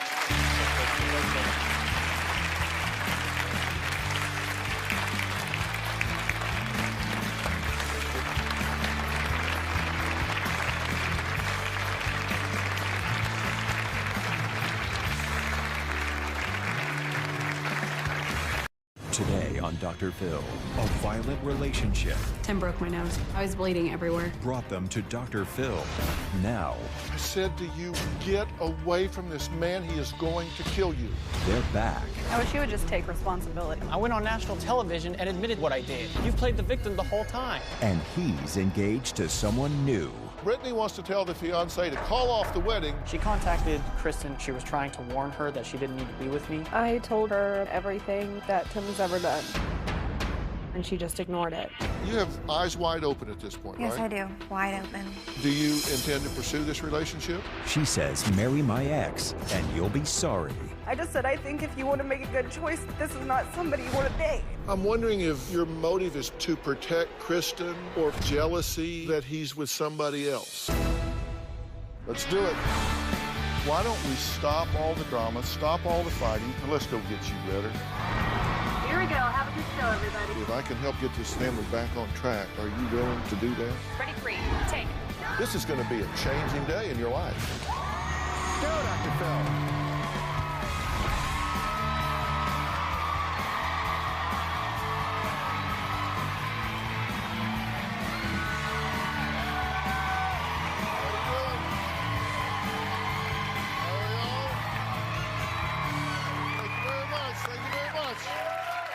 Thank you. You know, people ask me all the time, what happens to the guests when they leave the studio? You really wonder, right? Well, today, a twist on this couple who we met 6 months ago, and it involves another woman. Brittany is back and wants to tell the new woman, keep away from her ex or your life will be in danger. Take a look at what happened the last time Brittany was on the show with her ex-boyfriend, Tim. Tim and I fight all the time. He's the most abusive person I've ever met in my life. I can be extremely violent. I punched Brittany in the face, kicked her, given her a concussion. Tim has choked me. I'll wrap my whole arm around her neck, putting as much force behind it as I can. When I feel her body go limp, and then I'll start to let go. What the hell are you thinking? I've counted 9 distinct instances where you acknowledge that you have attacked her in what I believe to be life-threatening ways. Brittany has had 2 pregnancies. When Brittany was about 7 weeks pregnant with the first child, we had gotten in an extremely violent fight. He pushed me down on the bed, pinned my arms back, and sat on my stomach. I didn't know what to do. A couple of weeks later, we found out that the baby's heartbeat had stopped. I feel like Tim's physical abuse may have contributed to my miscarriage. When was the last time he choked you out? 3 weeks ago. A week and a half. Oh. I did the math. Tim has cheated on me throughout our entire relationship. Brittany had caught me having sex with my ex. They were in the car, struggling to get their clothes on. Tim freaked out. He jumped out of the car with only his boxers on. I jumped on the hood of her car since I couldn't get inside of it. He was screaming and yelling at the top of his lungs in the most high-pitched voice. Let me in! Brittany, let me in! Let me in! How many times have you hooked up with this ex-girlfriend? Probably about 5 times. How many times have you cheated on her overall? About 11. Brittany and I have a 6-month-old daughter. We fight in front of our daughter a lot. One time he was holding our daughter and with the other arm put me in a chokehold and choked me. I'm afraid that one day I may go too far and in the process of hurting Brittany, hurt my daughter as well. You owe it to that baby to protect her mother, and you're not doing it. One time I threw away Tim's fast food and he freaked out. I balled up my fist, reared back as far as I could, and I punched Brittany in the face. Tim broke my nose. I was bleeding everywhere. That continued to make me more mad, the fact that she was getting blood on the floor. He made me get in the bathtub with all my clothes on and told me I need to clean my mess up. This man is going to kill you if you don't get away from him. See, these are quotes from you. I will put my arms around her neck and squeeze as hard as I can. I usually stop choking her after 30 seconds to a minute when I can feel her relax her muscles, and then I would sit there and stare at her while she cries. In addition to being beyond creepy, that is beyond dangerous.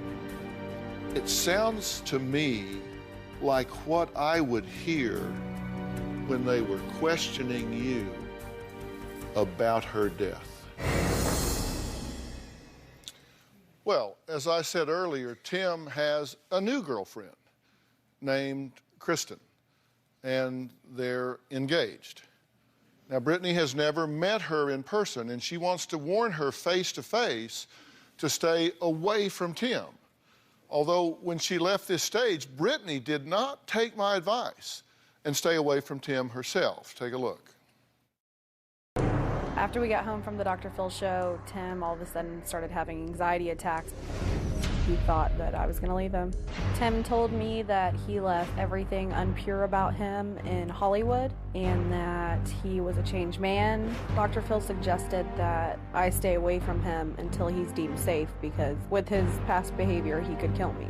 This man is going to kill you. Do you hear me talking? You hear me telling you? Yes. But I chose to stay in that situation. When I looked online to look at the comments to see what people were saying, people were commenting that I needed my child taken away. And I got scared.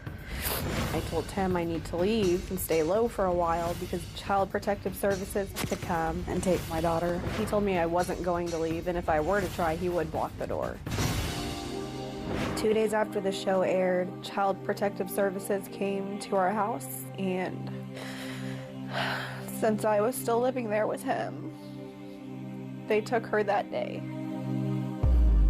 I called Tim. I just told him that I was moving out, that I was leaving him, and that I would never get back with him. Tim was seeking female companionship by messaging every girl on his Facebook. Then he started talking to this girl, Kristen, that he knows. They started dating. I contacted Kristen. I told her everything that Tim has ever done. I warned Kristen about the way Tim is, but she thinks she's going to be different. A week later, I found out that they were engaged. I tried to warn her and she just ignored it. Okay. Brittany, I'm glad you're back, but you didn't do what I told you in the most clear terms that I could tell you. I mean, I watched this tape back, and I said to you, get away from this man. He is going to kill you. But you didn't do that. Because I said you shouldn't even No, leave when I got with him. home, we came home together.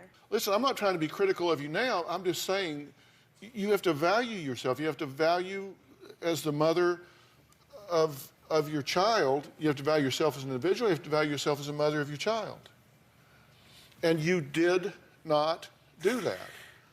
And 3 weeks and 2 days after the taping of this show, and 2 days after this show aired, the Child Protective Services in your state came to your home, knocked on the door, and removed your child from the home. Yes.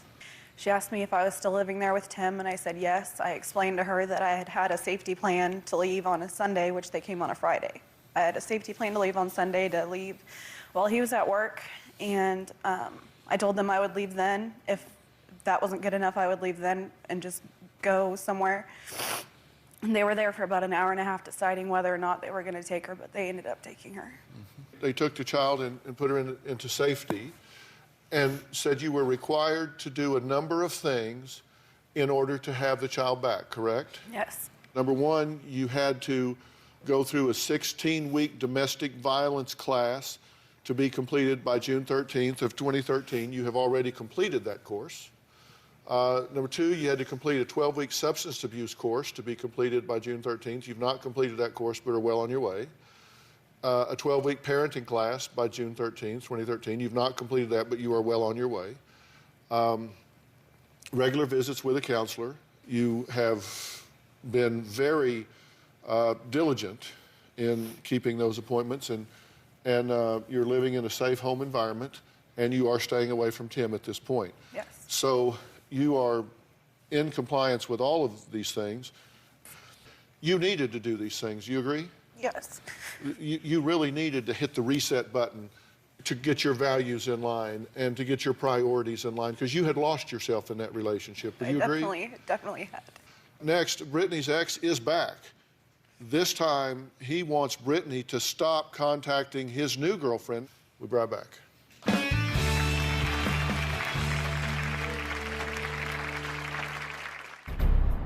I have a new woman in my life. When Brittany found out, she contacted Kristen. She was extremely mean to her. She called her an idiot. She was trying to warn her that she didn't need to be with me.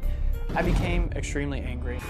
I feel very strongly that Brittany just wanted to ruin my relationship with Kristen and any other partners that should have come along.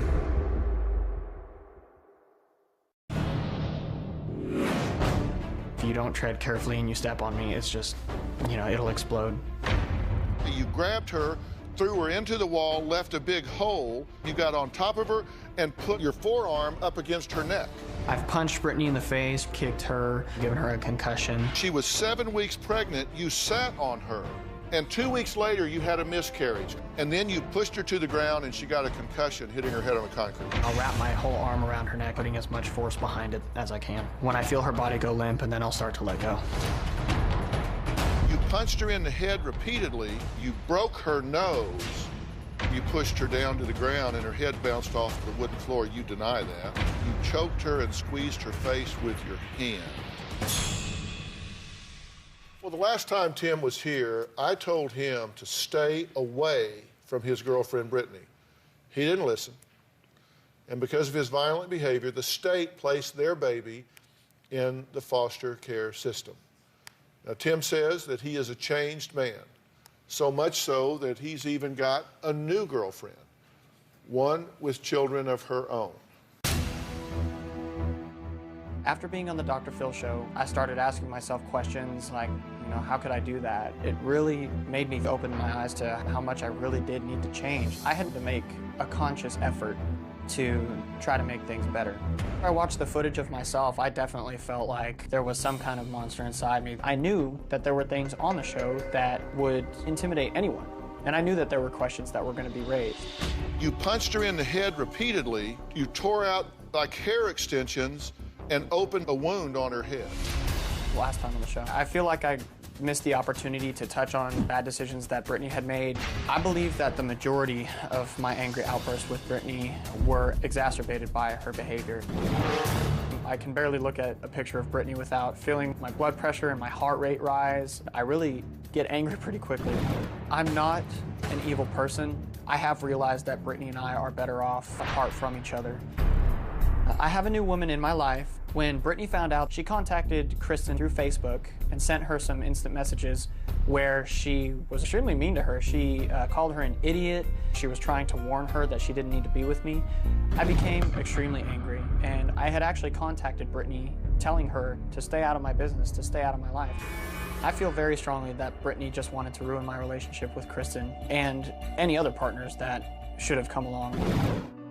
I feel very strongly about Kristen. There's not a doubt in my mind that I've developed a love for her that I haven't experienced in a previous relationship. And I believe myself to have the capability to put together and keep together a strong and successful relationship. And so I truly believe that we were brought together to make each other better people. Okay, Tim, it's good to see you again. Thank you. You were surprisingly candid when you were here. You admitted what was going on. You confessed to what I thought was grisly conduct with Brittany. I said to you that you needed to stay away from her. You need to get away from her. You need to stay away from her because I felt like you were going to do serious damage to her, if not kill her. That would, of course, be tragic for her. It would be tragic for your child if her mother was seriously injured or killed, that it would be tragic for you. You would wind up in prison, that you were in a high-risk situation. You said, got it, hear you, went home and did exactly the opposite. I did have the intentions of following your advice. A week or a week and a half later that I was contacted and prepared to go to the PNP Center down in Dallas. And after I was flown down there, they performed their tests on me and had, deemed me safe to be around. They said that I was already good to go home. I didn't tell you to go home for a week and a half and kind of see how things went. I said, do not be together. And you went home and you stayed together for a week and a half. Then you went off to a treatment evaluation center. By the grace of God, you didn't kill each other or the baby during that time. It wasn't my plan, though, to disregard your advice, though. When we got home, like I said, it just had fallen together at such an accelerated rate. I was fully prepared to spend a month or two out of the apartment. You did what you did. But now, I can guarantee you, they made the right decision taking that baby away from the two of you living together in a high domestic violence situation with you doing what you're doing. I believe that children should be with their biological parents. I believe they should be there. There's no question about that. And in a high-risk situation, I think that was their decision, not mine, but I think they made the right decision, in my opinion. At this point, you've moved on. Correct. You're no longer in this relationship. You have a new girlfriend, and she has 3 children. Correct, yeah. You didn't take very long moving from this relationship to another. No, and that was kind of by accident. I had gotten... Just another accelerated situation that fell together. Well, no. Kristen and I have known each other for a couple of years through Facebook. How did you learn about this relationship? His Facebook? Once you saw this, you saw she had children. Yes. And so you started communicating with her. I'm wondering if your motive is purely to protect Kristen and her children, or part of it is jealousy that he's with somebody else. I can understand that. The only reason I wrote her is because I was looking at my daughter's pictures and I was crying, and then I thought about the pain I was going through, and so I sent her a letter, and it was completely sincere. It wasn't rude. I wasn't rude to her at all. I just said, I think if you want to make a good choice, this is not somebody you want to date. Okay, so you don't have any feelings for him? No. You're not sort of, kind of, maybe, No. sort of backdoor? Maybe anger, that's the in love only with emotion. him in some way, or? No, I do not. The only emotion I have towards him is anger. Okay. And do you think she's a trigger for you? Because you, I mean, just since she started talking, you've changed. Because you were like Mr. Rogers when you first came out here. And, and just in the few minutes that you've been out here and she started talking, you've kind of gotten this, like, dark look on your face. Do you guys just kind of bring out the worst in each other? Without a doubt. I don't believe I'm an angry person. I'm not an angry person. I'm not a violent person or anything like that. Generally speaking. Right. Well, and there were details that I didn't get to talk about the last time that I was on the show because I was intimidated and flustered, and some of the details she'll deny to the grave because I believe that she is somewhat in denial. Like, there is a misconception that the reason I broke her nose was because she threw fast food out the window. No, I broke her nose out of a reaction to her hitting me that night. We had gotten home, walked into the apartment, we continued to fight after that issue, and because I was standing in front of the door, she hit me, and I blacked out and reacted. That's when she got hit. She'll deny that fact to the day. But I don't believe that I'm a violent person. I believe that the way that our conversations went, I believe the way that our fights went, her attitude, her language, her body language, things like that, were huge, huge triggers for me. It is not okay for her to hit you. I didn't hit him. And, well, let's just, for argument's sake. Okay. For argument's sake, let's say that she did. There is never any theory under which it is okay for you to ever put your hands on a woman in anger. Under any theory. I agree. So the fact that she hit you and therefore you just blacked out and hit her in the nose, that's not okay. Just think about that. Next, Tim's new fiance is here, and Brittany doesn't believe Tim has changed one bit. So Brittany wants to tell the fiance to call off the wedding before it's too late. We'll be right back.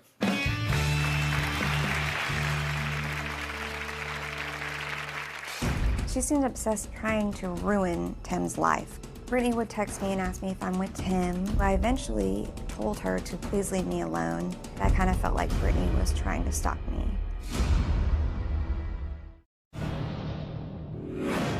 I feel angry when Brittany tries to meddle in my relationship with Kristen. Brittany did create a fake Facebook account to try to trick me and gain information about me. And she also used to hack into my Gmail account to kind of see what emails were being sent and received to get information on me that way as well. Tim used to live with Brittany until the state decided that his behavior was creating an unsafe environment for their precious child. So now he has a new girlfriend named Kristen, a woman Brittany says isn't safe around Tim either. Brittany contacted me because she said she wanted to warn me about Tim.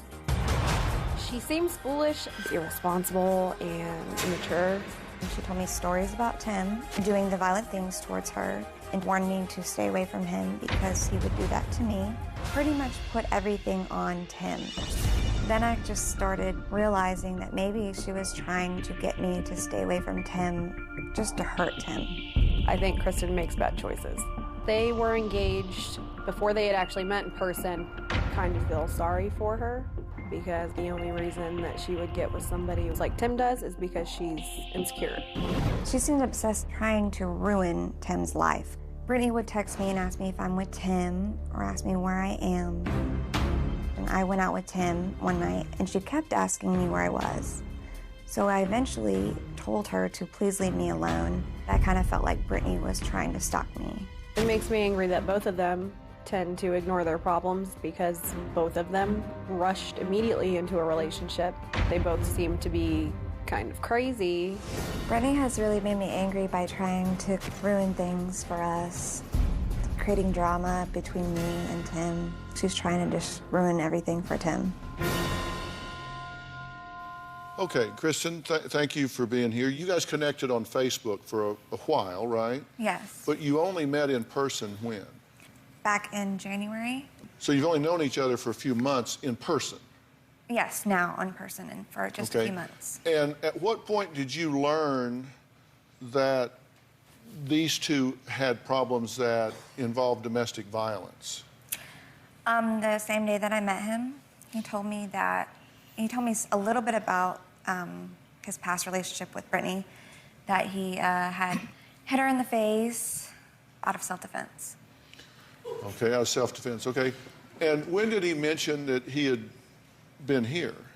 The first day I met him, he mentioned that he had been on the Dr. Phill show, but he only said that it was from for problems with his ex-girlfriend, or his child's mother, Brittany, with her. And so you went on drphil.com and you found the promo. Yes. For just a little clip about the show, and that gave you pause.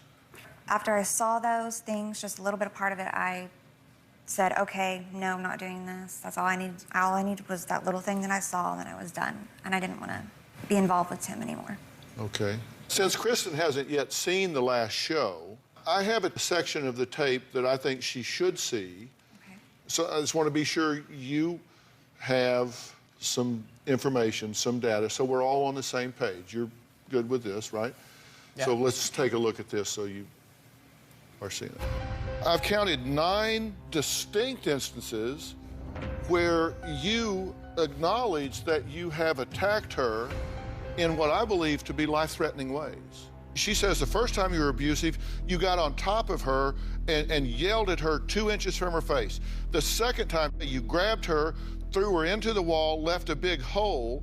When she tried to get away, you got on top of her and put your forearm up against her neck. The third time, she was 7 weeks pregnant, you sat on her. And 2 weeks later, you had a miscarriage. The fourth time, you drove home so erratically that you were bouncing her around the car. And then you pulled her out of the car, pushed her to the ground, and she got a concussion, hitting her head on the concrete. The fifth time, you had a fist fight. You punched her in the head repeatedly. You tore out like hair extensions and opened a wound on her head. The sixth time, you held her against the outside of your apartment and punched her in the side of the head. The seventh time, you broke her nose. He says to you, get in the bathroom, you're getting blood on the floor. And then you're criticizing her for getting blood on the floor. That made you madder. The eighth time you pushed her down to the ground and her head bounced off the wooden floor, you deny that. The ninth time, you choked her and squeezed her face with your hand. Do these things cause you concern? Yes, they do. I'm worried. I think about it all the time. This isn't the first woman that you've had these issues with. Well, correct, yeah. You were in anger management court ordered when you met her. Right, yeah. From circumstances with your ex-wife. Correct. So this isn't your first situation. So it isn't just Brittany specific. Right, well, and the stuff that had happened with my ex-wife was really exclusive to the absolute very end of that relationship. I wish you would just take responsibility. Okay, but I if have that was... this whole entire time. I went on national television and admitted to the whole country what I did. You've played the victim the whole time. Okay.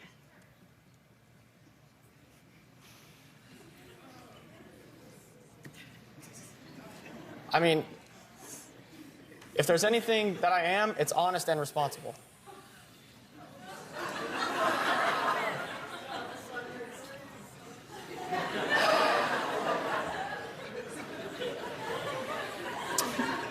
Yeah.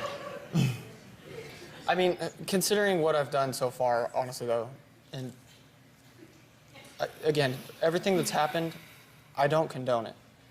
And I don't believe that it's ever right to fight with a woman the way that I did, to do the things that I did to Brittany. It's never right to do any of that.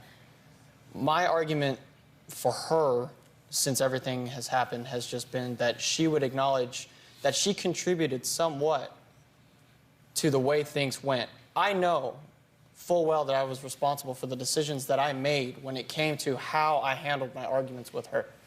But I've made statements that if you would ask a saint to spend a week with this person, by the end of the week, he'd want to do the same thing.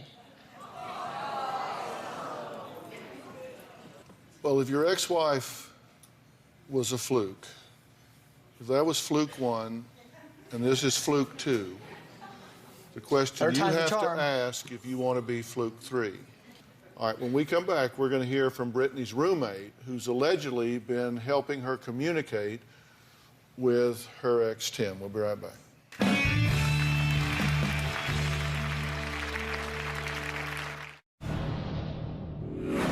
One of Brittany's friends has been threatening me, telling me that she was going to beat me up if I said anything mean about Brittany. It's really scary. I was scared to do this interview because of Brittany or her friends doing something to me. I went ahead and did the interview because I do believe that Tim needs to get his story out there, that Brittany is not the only victim.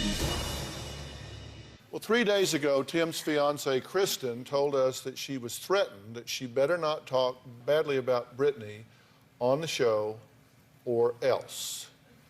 Who made that threat against you?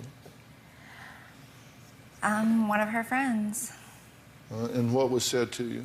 Well, she knows that I do Taekwondo from Facebook. She reads my Facebook post, and she says she doesn't care about my martial arts skills, which to me that was a threat. Like she was going to try and beat me up if I said anything mean about her. She never threatened to beat you up or anything like that, so. All I know is I received a phone call at work. I'm in the middle of helping one of my customers, and I received a phone call from... Boy, you ought to stay out of this one.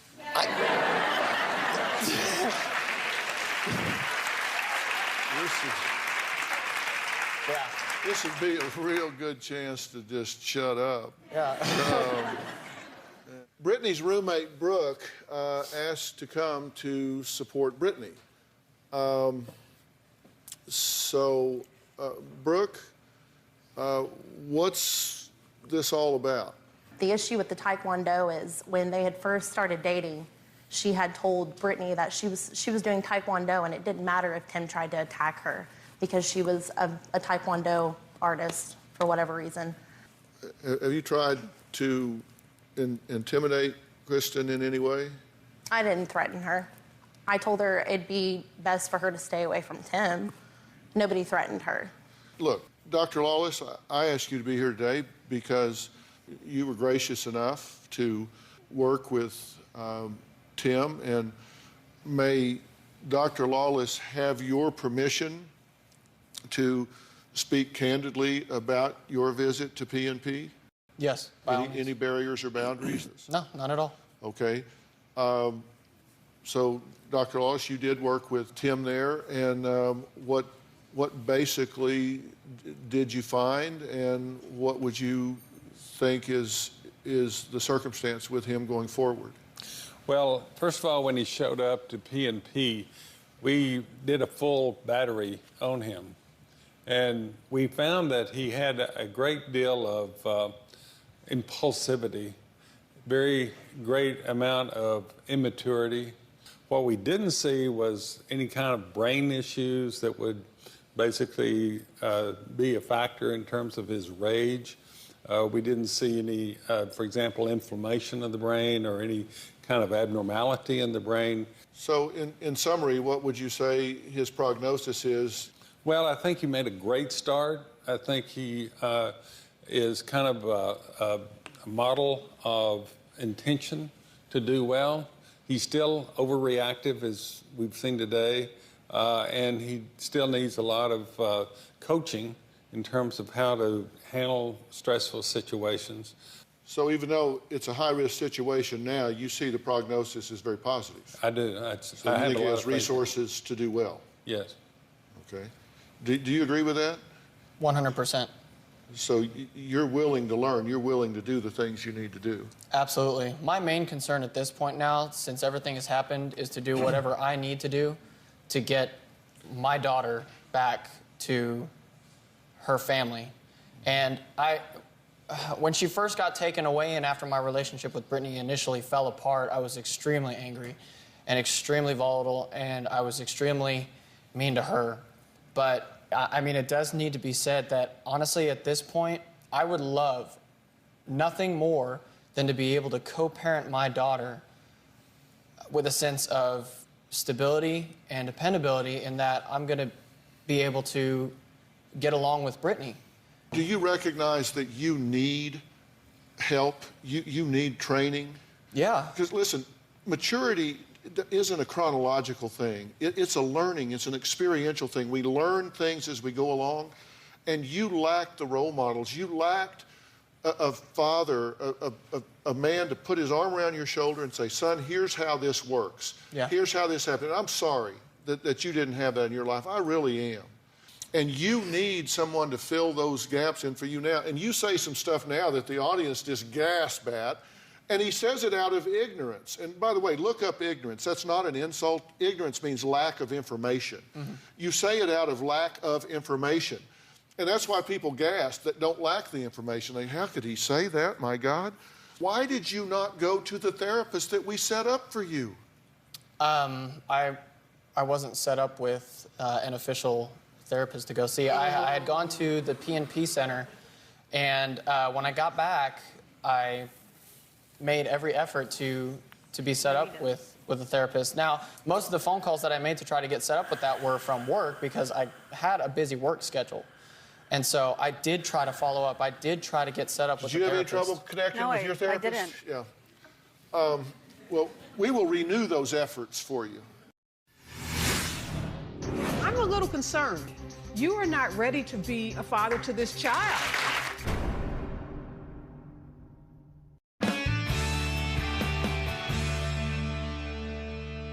I want to introduce you to Areva Martin. She is a child advocate. I mean, this is a woman that she is a Harvard-educated attorney.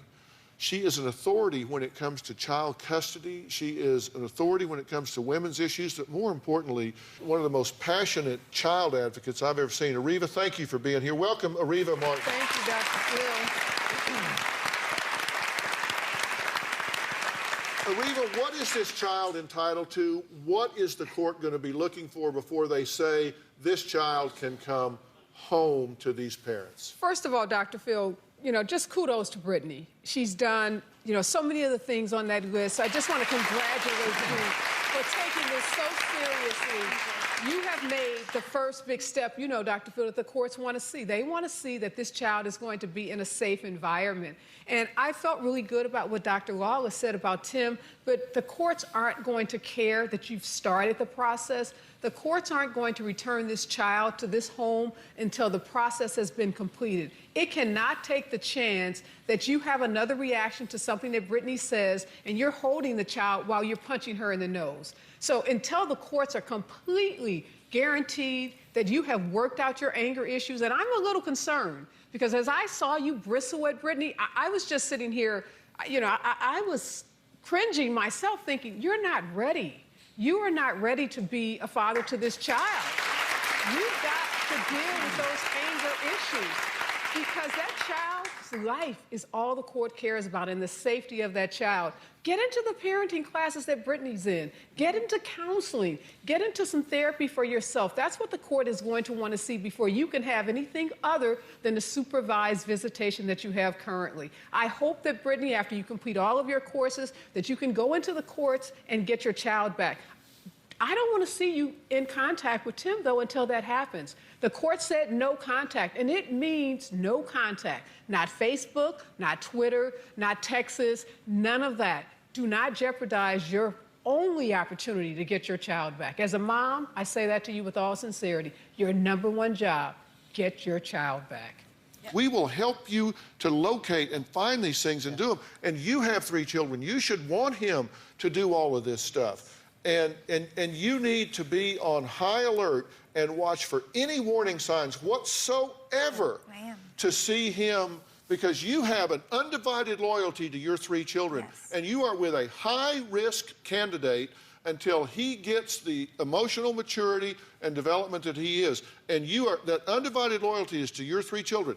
And if he conducts himself like a gentleman, if he lives up to the positive prognosis that Dr. Lawless says that he has, then he may develop into a wonderful mate and a wonderful father. But your duty is to yourself and your children. And if he can grow into that, great.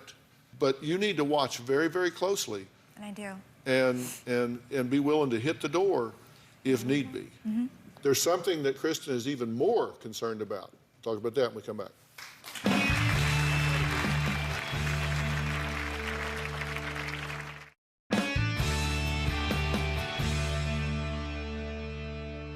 Kristen says that even more concern than she has about the violence is the fact that Tim sometimes spends time on the computer connecting with and talking to men on Craigslist and that sort of thing.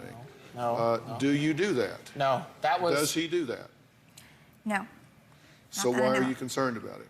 I'm not concerned about it anymore, but when I saw that part in the last show, it did concern me because it's something I'm not familiar with. Right, so you have no interest in that at this point? Right. No, her concern was that I had done it in the past, yes. But I have no interest in that whatsoever. Right, so you've moved past that? Yeah. He was doing it after our daughter was taken away. I found several on Craigslist of him advertising on it. And are you still on Craigslist? Not at all. Again, these are things that I just want you to be eyes open and you two to have a completely transparent relationship. And if you have nothing to hide, then you hide nothing, right? I was open from the very beginning. The very first day that she and I met physically in person, I told her that I had been on the original episode of the Dr. Phil show. I told her that Brittany and I had a violent history. You changed it to make it look like it was like a mutual thing and you were somewhat a victim. No. You didn't say the honest story. You told the Tim version of the story. No, I told the entire story. And then you manipulated her after she made the decision. She didn't want to see you anymore because she was like, that's a bad situation. I don't want to be in it. Then you manipulated her and made her think that her own decision was wrong, and you convinced her to be with you again. How did I make that? She's an adult woman. She can make her own decisions. Okay, this is between these two now. Okay. You've weighed in. She's gotten your 10-page...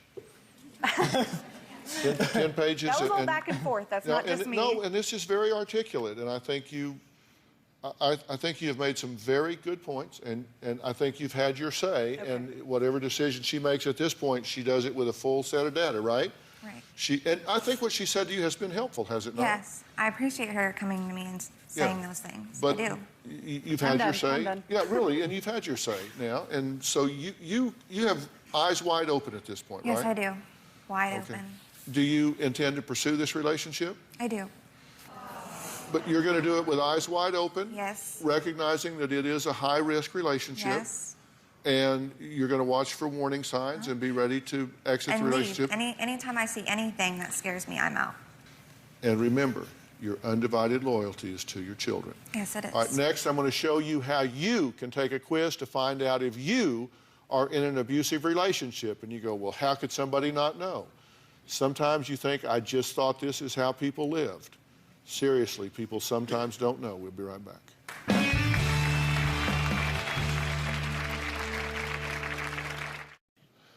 Well, I want to thank all of our guests today, especially attorney Ariva Martin for her very sound advice. Ariva, thanks for not only your advice today, but more importantly, for all you do and your role as an advocate. I really appreciate it. Also want to thank Dr. Frank Lawless for his help with Tim and Brittany at the PNP Center at Dallas. And we're going to put a link up for the PNP Center on our homepage. I'm telling you, it is the place to go if you're looking for information about what's going wrong with you or somebody that you love. As you know, we've been heading a campaign called End the Silence on Domestic Violence. And if you're in trouble or you know someone who is, do not waste a second. Call the National Domestic Violence Hotline at 1-800-799-SAFE. And also on drphil.com, we have a quiz you can take right now to find out if you are in an abusive relationship. I want to thank Robin for all of the work that you're doing with the women's shelters around the country, because Robin has been a real ambassador. She's been a real ambassador for us with all the women's shelters around the country. Thanks for being here. So long.